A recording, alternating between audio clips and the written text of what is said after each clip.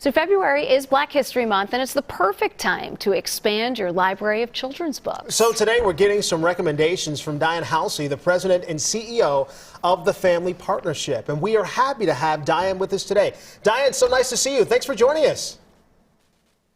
Good morning, AJ. Good morning, Heather. Glad to be here. So first, tell us about the Family Partnership.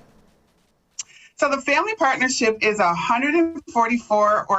44-year-old organization in Minneapolis, and we do a lot of work around healing for families. We do early childhood, behavioral health, and anti-sex trafficking work. So, Dianne, you gave us a list of 5 books, and we started with the list in advance so we can show everybody each book. Why don't we start with the first one, Cute and Curly? Yeah, I'm really excited to share these books with you. These books kind of give both what we call windows and mirrors into experiences. This first book, Cute and Curly by Dr. Rosemary Allen, is a book about a young girl getting her hair done. And it's a very common experience for young Black girls. So it allows Black girls to see themselves in it, and it's just a fun story. Next, we've got The Magic in Me. That's the next book, The Magic in Me. Tell us about that. Oh, I love this book. It's called The Magic in Me, but it's a personalized book. And one of the things about having these opportunities is that a lot of times Black children, Black and brown children, don't get to see themselves in books.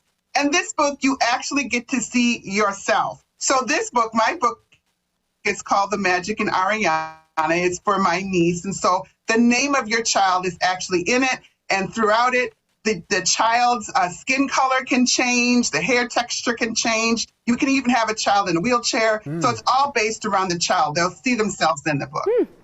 Number 3, Magnolia Flower. I love this book. It's by Dr. Ibram X. Kendi. He is also a children's book author. Magnolia is a young girl that actually has ancestry both of enslaved people and people that went through the Trail of Tears. But it's really a love story. And it's a love story about how love can heal injustice. So it's just a lovely, healing book. It's one of my favorite new children's books.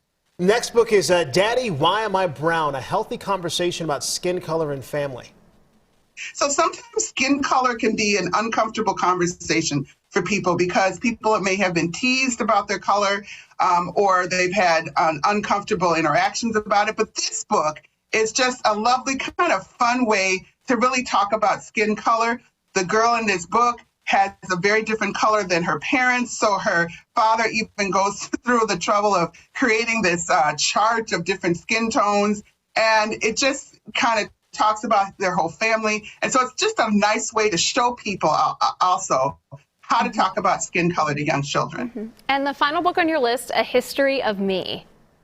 So this book in particular, I love this book because it starts out with the story of a young girl. She's the only Black or brown child in the class, which is an experience for me growing up in Minnesota, very common to me. And the class starts to talk about slavery, and she just wants to disappear. But what it does is it prompts her to really find out about her true history. So it's a real opportunity to have a window into someone else's experience. Dianne, thank you so much. You know, we talk about representation and how voices are so important. So your voice to this conversation, you know, ensuring that kids have access to these types of books, it is so important. Thank you so much for joining us. Thank you for having me. You can go to WCCO.com/links to learn more about Dianne's picks and the Family Partnership.